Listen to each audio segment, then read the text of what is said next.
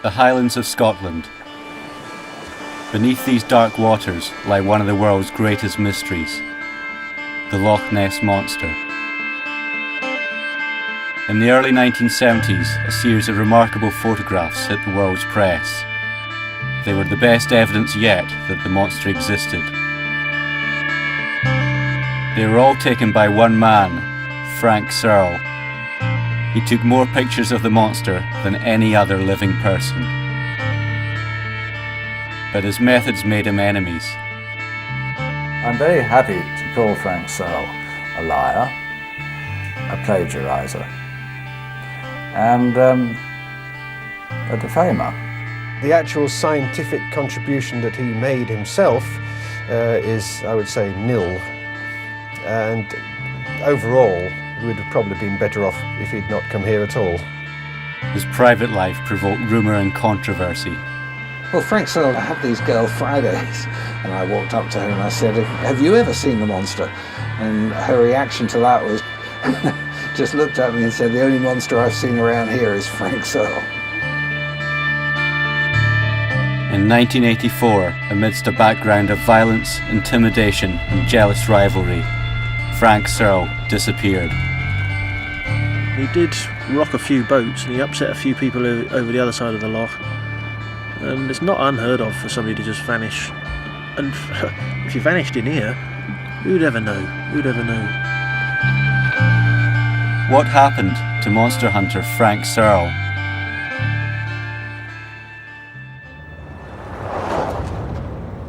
"21 years after his disappearance, I travelled to Loch Ness to discover more about the man behind the famous monster photographs.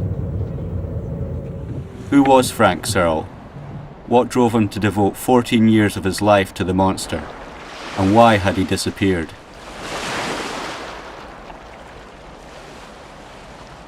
I came across Steve Feltham, the only full-time monster hunter left at the Loch. He has been here since the early 1990s.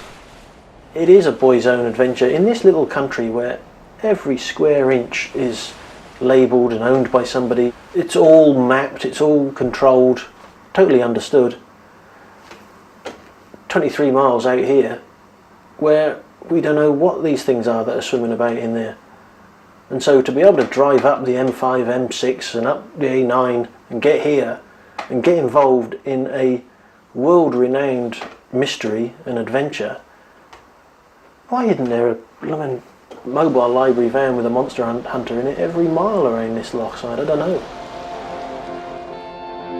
Steve Feltham's lone vigil is a world away from the heyday of the 1960s. Back then, a group of scientists and enthusiastic amateurs had been drawn to the Loch and established the Loch Ness Investigation Bureau, the LNIB. Dick Rayner was a 17-year-old volunteer. It was very exciting to actually arrive there, and we found a group of caravans with a rather interesting group of people. War heroes, students, draft dodgers, they were all there.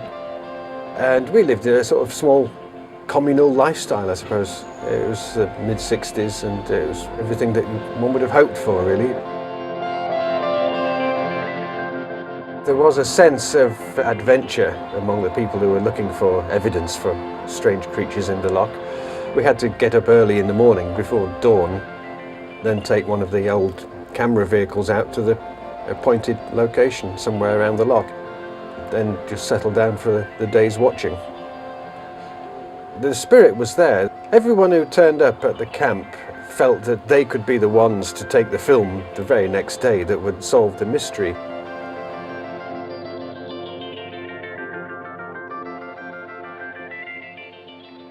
But across the Loch, in June 1969, a new hunter appeared. Far away from the Investigation Bureau, Frank Searle set up camp. Armed with only a tent, a fishing rod and a camera, he instantly stood out. Frank was certainly no hippie. He may have been what you would call a dropout from society, but he was no down and out. And he enjoyed people's company, he enjoyed a laugh, and he enjoyed a joke. He was sort of typical East London, really, you know. I can remember Frank saying that he used to manage a fruit and vegetable shop in London. He was wounded, I know that, because he had an army pension. But where he'd been wounded or what he'd done, he never said. He kept that kind of towards himself. Frank was a brash Londoner, ex-military, took himself very seriously, and I remember he'd always have this camera with him that he'd stand holding with a big lens on the front of the thing, and he'd talk about, we get the RAF jets shoot up and down the Loch, they still do it to this day, and he'd stand there and he'd say, see these planes, I can freeze these with my camera just like that, it's like a gun to me because I'm trained to do this with this gun of a camera, I can capture those. And that's why he thought he could photograph Nessie, because he was that quick reflexes from his military training. I don't know, it's just what I was hearing. Someone said he was in the paratroopers, others said he was in SAS. It was just different. He didn't speak of his background at all, did he, Ola? Not really. To the locals, Frank seemed a mystery man. And I remember his little camp at the Oars. It was very cosy, really, in the tent. Very cosy. Oh, I don't remember that. He had a carpet on the floor. Oh my God. On the ground.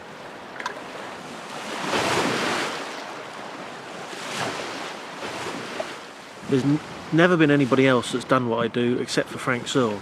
I know how hard it can get living in a caravan on the side of this loch, how windy it can get, how cold it can get. I've seen minus 17 here. Frank's seen minus 17 as well, but he's been in a tent. What's down here? This is the old campsite. Jimmy Cameron has fished the loch for over 50 years. He took me to the spot where Frank Searle was first sighted back in 1969. Now this is where he had his camp here. Right here. This tree wasn't so large then, and there was a bigger space. He used to come down here and he used to sit just about this spot here, looking out onto the loch, and he spent all day there. He was looking for the monster.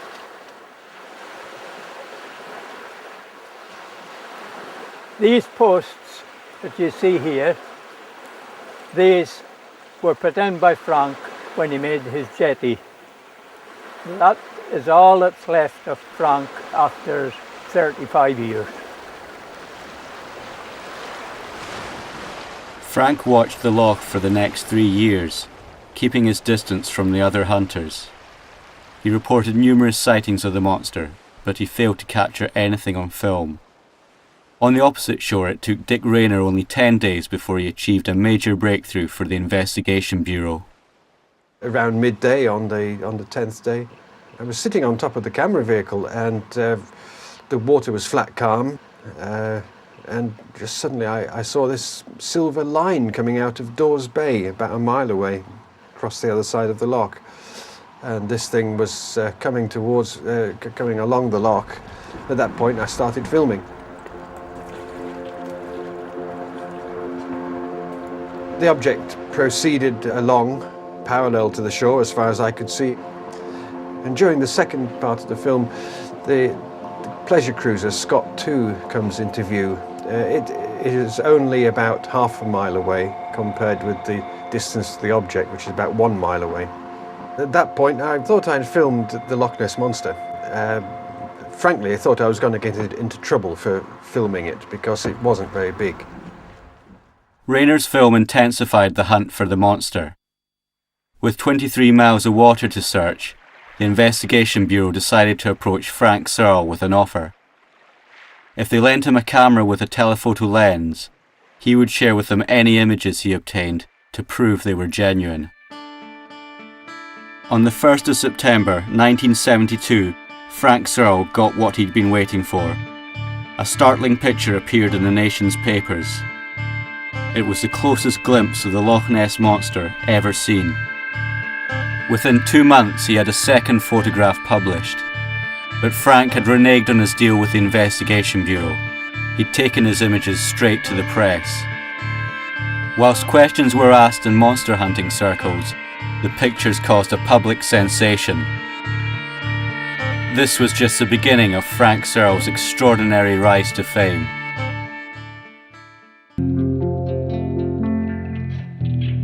In the early 1970s, these photographs of the Loch Ness Monster caused a media sensation. But the man who took them, Frank Searle, has been missing for over 20 years.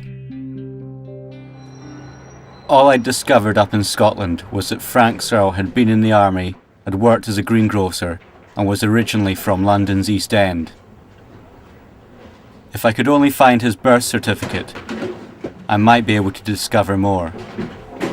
But none of the Frank Searles born in the whole of London were him. One of the newspaper articles I came across led me away from Scotland to Leamington Spa and a retired schoolteacher named Alan Jones. I think the first time I met Frank Searle was in '72.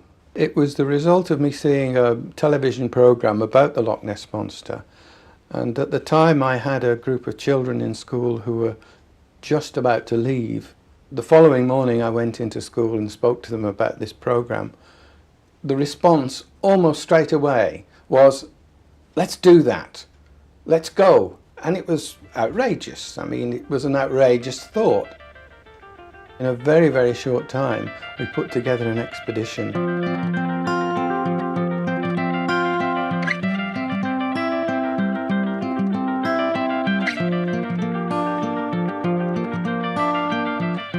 Back in the 1970s, the public were mad about Nessie. Frank Searle published new photographs in the press at regular intervals. Wanting to believe in the monster, people flocked to the Loch. We drew into the car park at the front of the Foyers Hotel, which has a very high, dramatic view of the Loch, and of course it's breathtaking. And you recognise you're in the presence of a rather special place. So their excitement was unbridled, really. And we arrived and we saw just what we were about to undertake. Usually the Loch Ness Investigation Bureau would be the first port of call for aspiring monster hunters. But now there was a clamour to visit the other side of the Loch, to meet the increasingly famous Frank Searle. When I first met Frank Searle, I thought, my initial reaction was that I thought he was absolutely crackers. He'd been up there in all kinds of weather at all times. But then he was a very disarming fellow, a ready Cockney smile and a ready Cockney word, which seemed to me to be an indication that he was a genuine fellow who was trying to search for something that he believed to be true. And the kids, I think, were very impressed with his whole approach to living there. I think some of them, especially, it was very strange, some of the girls found it quite romantic, I think, the idea of being by the loch side 24 hours a day. 15-year-old schoolgirl Joyce Catanach met Frank Searle whilst on holiday with her parents. I saw this kind of striking looking rugged chap with his Clark Gable moustache and his rugged features, outdoor, weather-beaten, brown man. He told me that he had professional monster hunter written on his passport. Frank was so much his own man that nobody could tell him to do anything. He was just a great individual man. He didn't want financial gain, he just wanted to find out what was there, if anything. Every summer, Alan Jones would return to Loch Ness with his pupils. When they got back to the classroom, they received Frank's regular newsletters, informing them of his latest sightings of the monster. He even sent them exclusive photographs of Nessie before he offered them to the press. This one here shows the single hump and the top of the head of a creature. Well, the children's reaction to Frank Searle's photographs were that they had to be what they said they were, because Frank Searle had been kind to them in the past, and therefore they would have no reason to think that the information wasn't absolutely valid. So they were excited at the prospect that these were photographs that no one else had seen, that they were seeing before anyone else. Whilst the newspapers published his photographs, the other monster hunters at the Loch were increasingly frustrated by Frank. He was still refusing the Investigation Bureau access to his photographs and negatives. But by 1973, Frank had no need to worry about his critics. With little to show after a decade of searching, the Loch Ness Investigation Bureau disbanded.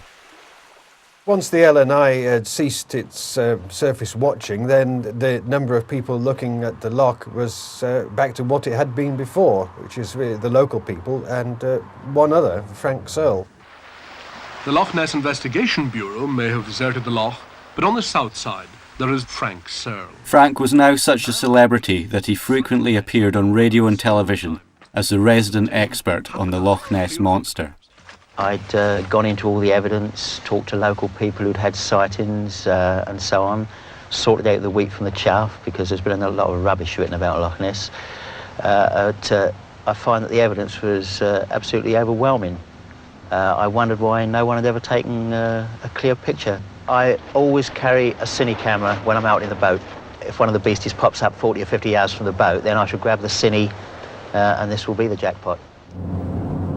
Sustained public interest in Frank's quest meant he could upgrade from his tent by the shore to a more permanent caravan nearer the main road. Here he had the space to build his own visitor centre, but Frank found himself inundated with tourists who lost invaluable time in his hunt for the monster. He always used to have, I remember seeing it on the side of his caravan, there was a little sign that said Girl Friday required, apply within. And yeah, apparently he got quite a few takers of people that wanted to be Girl Friday. He certainly had these girlfriends, absolutely no doubt about that. And I saw more than one of them, and they seemed to be quite happy staying in Frank's caravan with him and sitting there looking for the monster with him. And he always wanted to be in between 9 o'clock and 10 o'clock in the morning for the sake of his visitors arriving. No, his fans, he called them. His fans, was it? Oh yes, aye. And then of course he had that woman stayed with him for a while too, hadn't he? He had Girl Friday for a while. In fact, I think he had 2 Girl Fridays at one stage. Oh, I believe you're right. That's right enough, aye. But he didn't have them at the doors when he could have done with them. When he was living in the cold tent. No.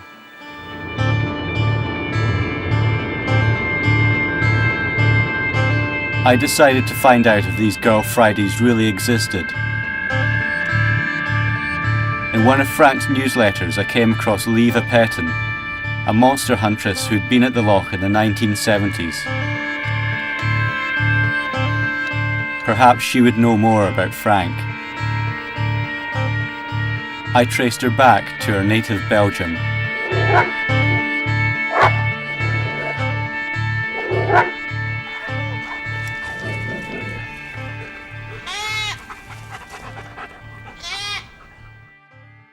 I've always been interested in strange phenomena. The Loch Ness Investigation Centre, it was full of newspaper articles, obviously Frank's photos, and we were really amazed. And that's when I volunteered. I never liked the term Girl Friday because it's more mindful of household tasks and all that, so assistant sounded better.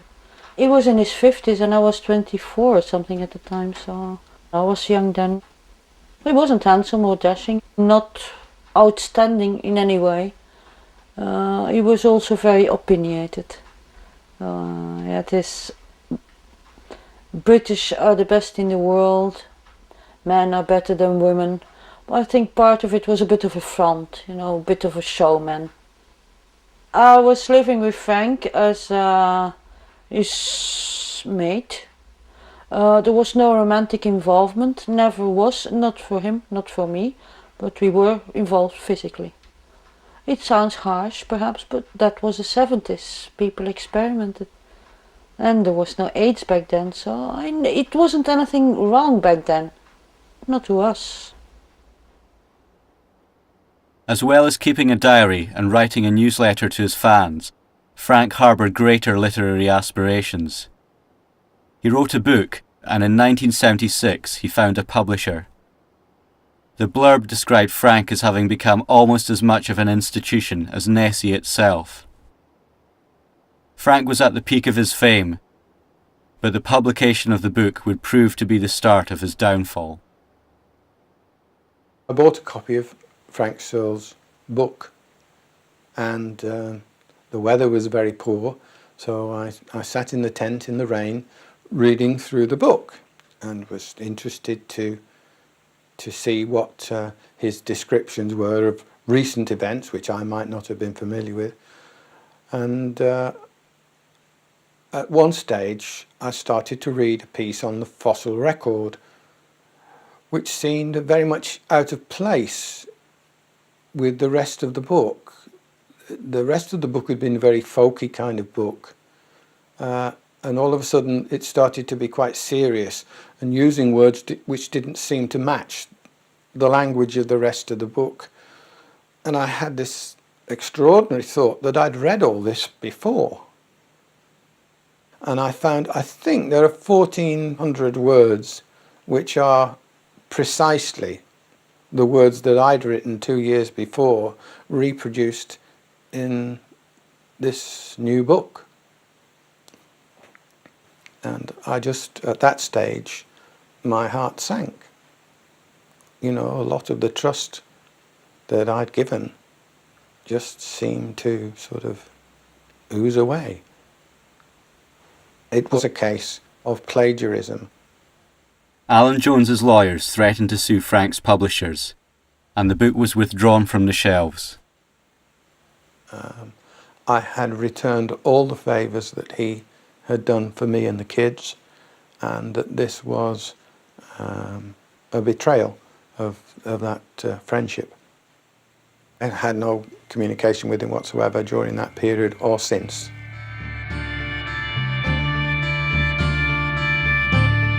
Frank refused to let this get in the way of his monster hunt, but there was a new threat on the horizon.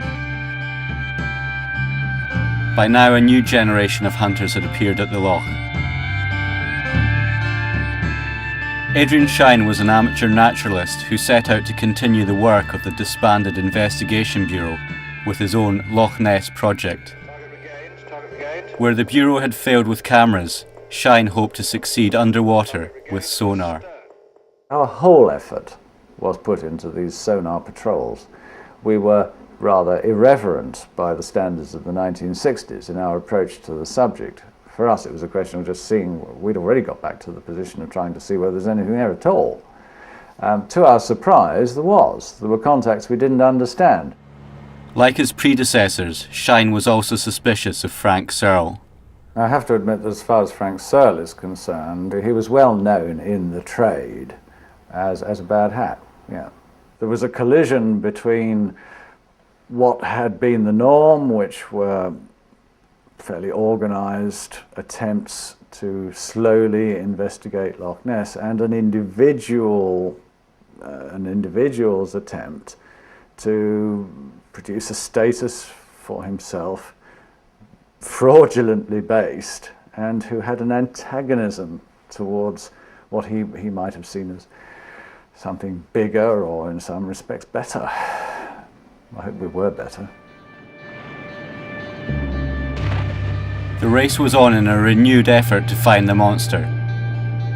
Adrian Shine and his team were on a collision course with Frank Searle. But this wasn't the 60s anymore. There would be no pretense at cooperation from either side. The Loch would soon resemble a battlefield.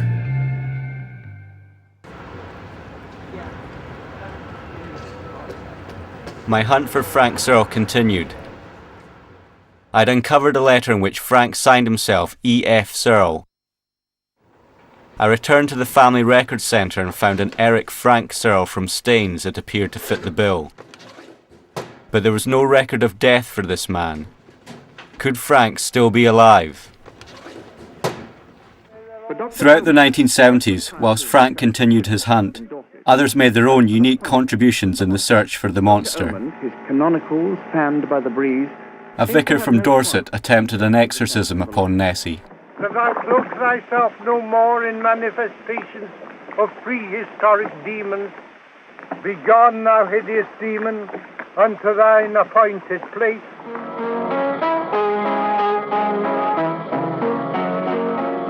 Birmingham musician John Sparky Sly tried to lure the monster to the surface with his piano.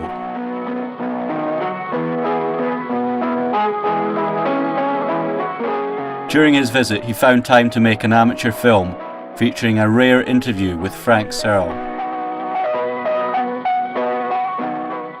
This is the problem, getting pictures. Yours is about the best picture in the world at the moment, isn't it? I would think so. The best picture I've seen. Well, the thing is that so few people get pictures. This happens so suddenly without warning. Without warning, yeah. And the things are only there for a few seconds, breaking the surface. Yeah. Most people are still staring at the spot where the thing went down about 20 seconds after it went down. Yeah. Their cameras on the back seat of the car or up. Yeah. I mean, I'm walking about with a long lens camera, ready to use it like a gun. Yeah. Anything that moves. That's right, yeah. Literally thousands of people have seen the Loch Ness monsters over hundreds of years, but very, very few get pictures. Take pictures, yeah. I went to see a former member of the Loch Ness project, Ricky Gardner. He was hired by Adrian Shine to produce a dossier investigating Frank Searle's photographs.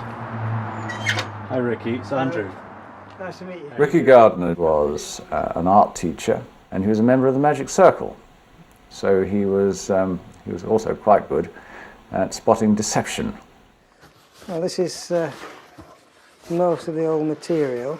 I visited Frank Searle quite regularly, and I was standing next to him on one occasion, and I had a telephoto lens on my camera, and I can remember looking at the lock through it in order to take a light reading, and it suddenly dawned on me that Frank Searle's pictures, or most of them, had much more background in than I could see in my telephoto lens.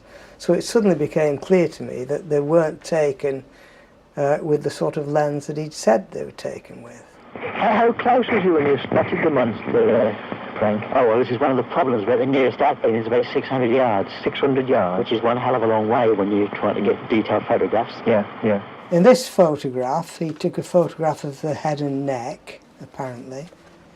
Well, I spent a long time wandering around the shores to find exactly the point that he'd taken the photograph from by reference to the background. And I was astonished to find in this case there was a fence post sticking up, which he'd obviously decorated, I think, with cloth and a mitten or something like that for the head.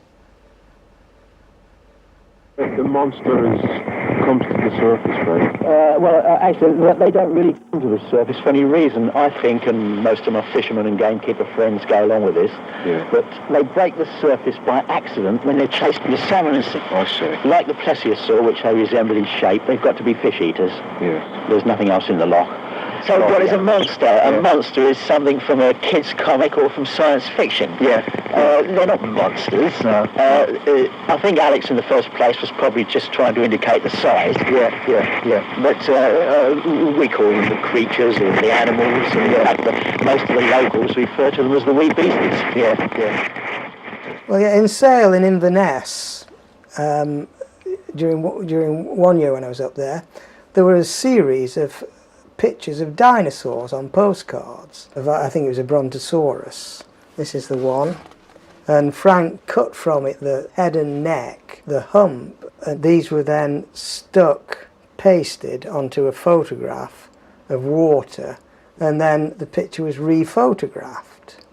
But this was so obviously a fake that I think we got the impression that by then Frank was possibly even having psychological problems.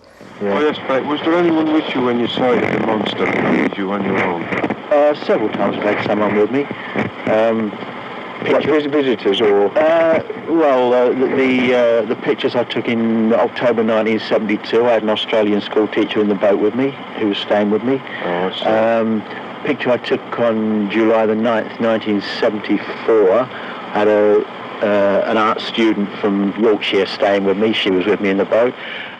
Frank Searle's photographs represent possibly an experience, but more likely somebody else's experience, or perhaps of something that he imagined, like a painting. he used to say things like, you know, this is what the fishermen see. So I think he was quite a deep character in some ways. I think these photographs represented more than just being a fake. Around this time, Steve Feltham visited Frank at the Loch. I remember coming down here in 1978, which then I was a 15-year-old and absolutely fascinated by this subject and just wanted more information, anything I could pick up. And somewhere, just around here somewhere, he must have had his caravan that he was living in. Big old blue tin caravan. And on the side of that was this lean-to, like, wooden frame with clear plastic tacked onto it. There was this exhibition that he had, and you'd walk in one entrance to this and you'd walk along, all these newspaper cuttings on the wall and all his photographs and stuff were there, and I spent ages in there reading it all whilst my parents were stood outside talking to him. And I came out and I went over to him and I said, excuse me, have you got any real photographs of it? And at this point Frank just exploded with, real photographs? They're all real photographs, boy, there's no fakes in there. But even then, at the age of 15, a 15-year-old could see they were just nonsense he'd photographed. I think he had well, I learnt later anyway that he had a reputation for getting nasty with people who penetrated too deeply into the way that he'd done his photographs. And we do know that even later on there were some quite violent acts. On the 15th of August 1976, an exposé of Searle's photographs was published in the Sunday Mail. He was publicly accused of being a fraud. It appeared to spell the end for Frank and his days of monster hunting. I remember seeing him in the paper. We thought it was a great thing to see this monster, which we thought would have been a monster, but then people were saying that it was fakes, you know. But I just don't know. Mind you always get that. No matter what it is, there's always someone dubious of things, you know. Despite the media onslaught, Frank refused to acknowledge his critics and doubters. He told locals that with one conclusive photograph, he would beat the competition and re-establish himself. Then one day, out in the Loch, Frank took a photograph of something even stranger and more inexplicable. He immediately contacted the papers. He came back in one day saying that he'd got pictures of a UFO. And the pictures of the UFO looked like what a UFO should look like. It looked like a flying saucer. But there was nothing in the background. There was no to say. He could have copied it out of a book for all I knew. He could have done something to make it look like a UFO, dangled in something in the end of a string for all I know. So, but the Daily Record decided to use it anyway.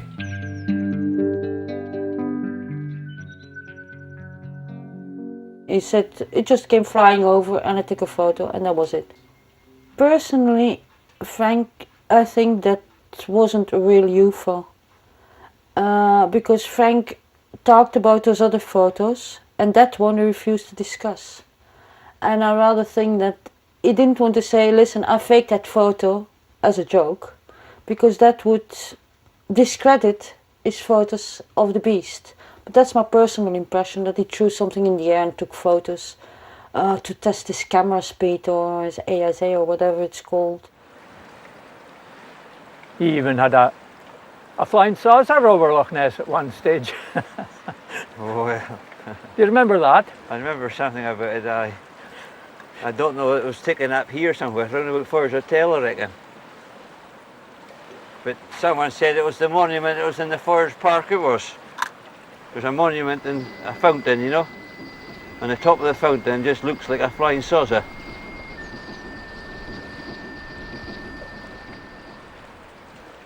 I think it was in the paper, wasn't it? Aye. And a picture of it, was there a picture of it? I think there was, don't I? I think there was. Well, we all know what people think of flying saucers, don't we? I think I remember him coming in one day and saying that He thought he'd got images of a UFO and Nessie in the same picture, which it was stretching credibility just a bit far. And I said, well, you better get on to Glasgow about this one, Frank, because it's too big for me. Tony Harmsworth visited Loch Ness on holiday in the late 1970s. Oh, by the way, if you happen to have a camera handy, Tony came upon Frank Searle's exhibition centre. just have it ready. Unaware of his tarnished reputation, he was impressed with the body of evidence Frank presented. Obviously very interested in these photographs because they were so realistic. I actually wrote an article in support of his photographs. Don't you learn lessons? Now I look back and realise I was extremely naive. But Tony saw an opportunity to set up a permanent exhibition centre of his own. There's an interesting story there, whether there's a monster or not. And that was when the exhibition really clicked, and I decided I had to find somewhere to put the exhibition.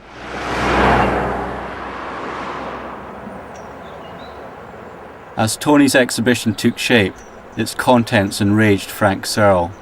10 summers later, the few snatches of film bore no relation to the classic pictures. On reflection, the classics were too different to fit into a real animal. Loch Ness was always fair game for hoaxers. The media monsters utilised, use features like this fence post. The exhibition did provoke a reaction from Frank Searle. He used to call it a tourist shop.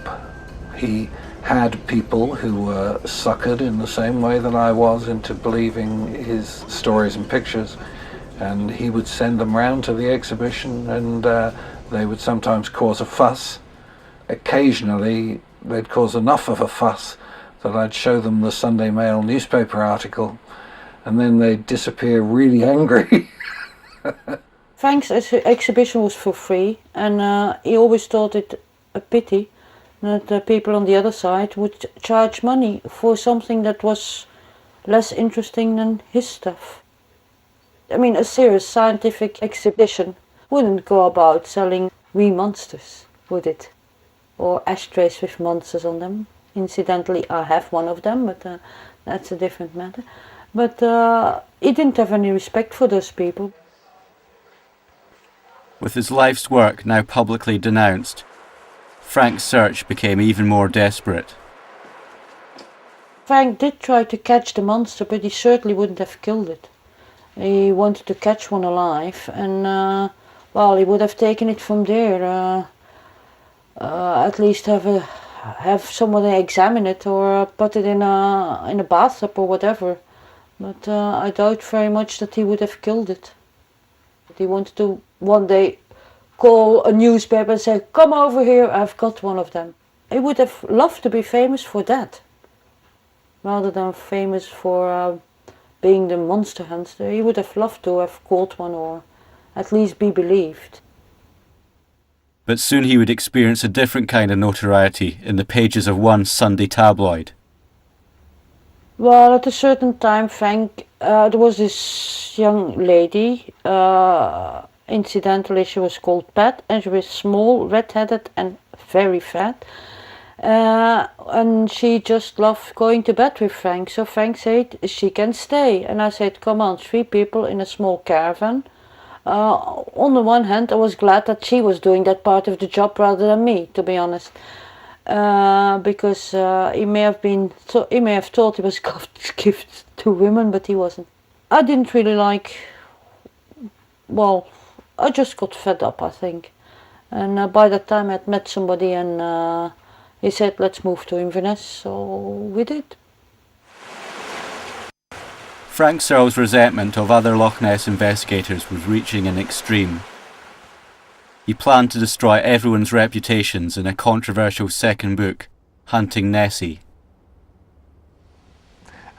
Would you like somebody saying that you were the most accomplished liar ever to have trod on the shores of Loch Ness? Would you in fact like anybody to say that you did what you did purely for money and presumably some sort of profitable gain? If one can prevent such things being said, it is generally better. I was actually the one who went to the publishers and said that, here you are, you're going to produce this book, it is libelous, it is fraudulent, and it is plagiarized.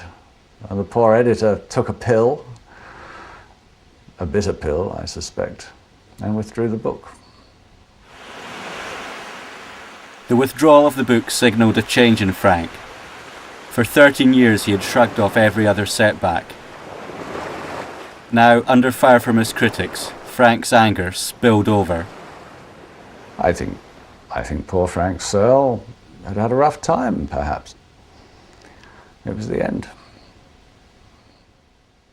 Once the exhibition opened, Frank Searle really had it in for me. He didn't like the fact we'd opened this exhibition. I got notes pinned to my windscreen of my car saying I was going to be killed and all sorts of things. And it's not very nice. That's a very nasty thing to happen to you. I was walking down a small side street near Woolworths in Inverness. He was coming towards me and I said, "Hello, Frank." And he looked at me and he said, "Don't hello me, I'll kick your fucking teeth in." Frank's world was in tatters. His photos had been exposed as fakes, his personal life was under scrutiny, his reputation was in ruins. The train of events was set in motion that would lead to Frank Searle's vanishing.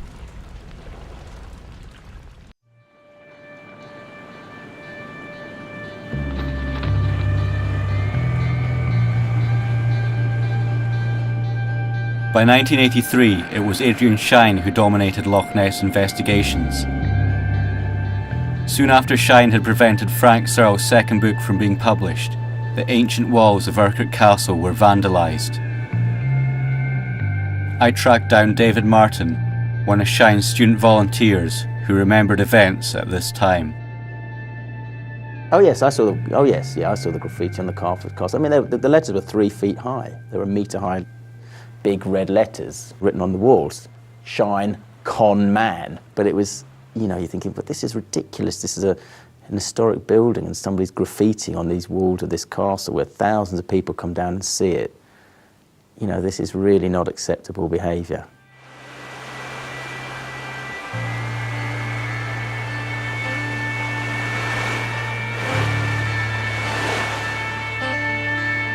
Just 2 days later, Adrian Shine's team were sleeping on the beach, just a few feet from their boat. Dawn was breaking when a shape loomed out of the morning mist.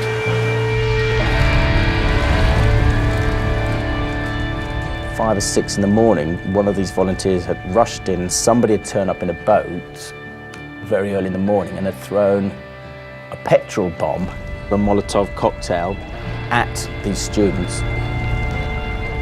Luckily, the petrol bomb hit the pontoon of the boat and bounced in the water.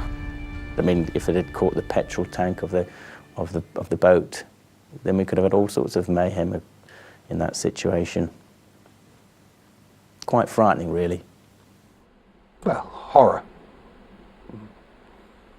Terrorism, isn't it? Seemingly the police came along, then the police came round and saw Frank and said, "Look, we know it was you that has done this petrol bombing."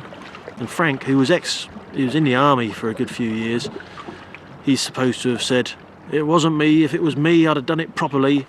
But by the time they arrived, Frank Searle had an alibi. At the time he was painting his caravan. I don't know why one would want to paint a caravan at 6 o'clock in the morning, but never mind, that's Frank Searle for you. I think I read that Mr. Searle was busily engaged painting his ceiling at the time. Perhaps he was. After 14 years living by its shores, Frank Searle suddenly announced his departure from Loch Ness. It was a cause of rejoicing, and he was indeed as good as his word on that occasion, and he left. To the regret of no one. One day he suddenly just disappeared. He just was off. Within a day of that, his caravan had been pushed into the loch, and that was it, and none of us have ever seen him since. He's down south now, is he? He told me at that time that he was down in the south coast of England with a metal detector. There were various rumours as to where he'd gone to. Some said he'd gone to the west coast. Some said he'd gone down to England looking for gold or treasure.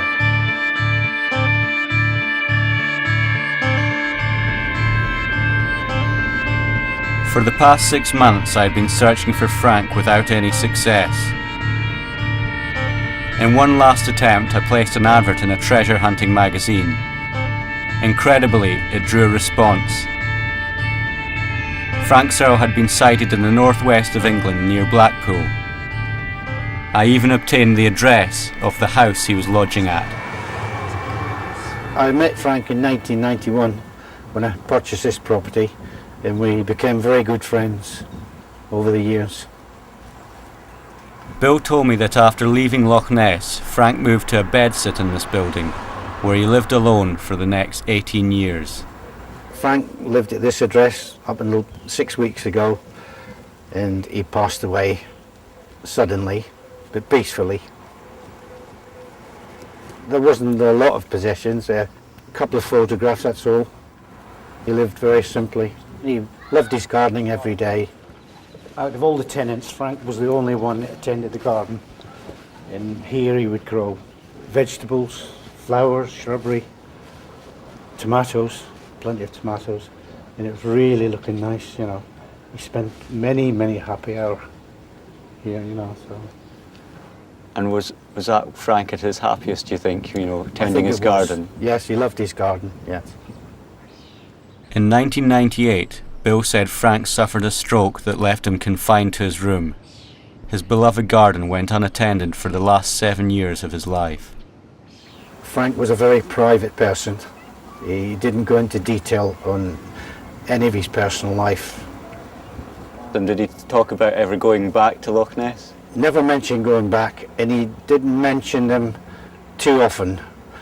I had a feeling it was a period, it was been and gone, and he'd moved on. My journey to solve the mystery of Frank was at an end.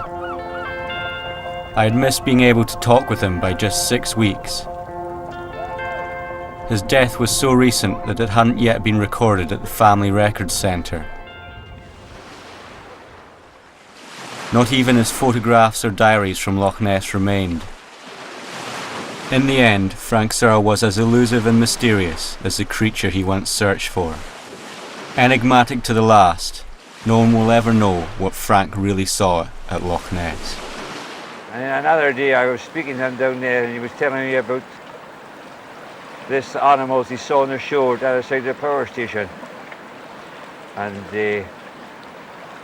he said there were, I said there must have been otters he saw. And he said there were nothing of the kind, he says, there were baby monsters.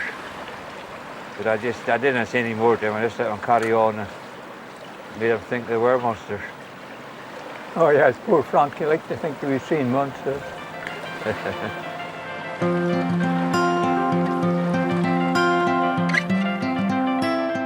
Just before Des and Carol do Countdown at 3:15, eggs have the power in a short animation chicken wire next.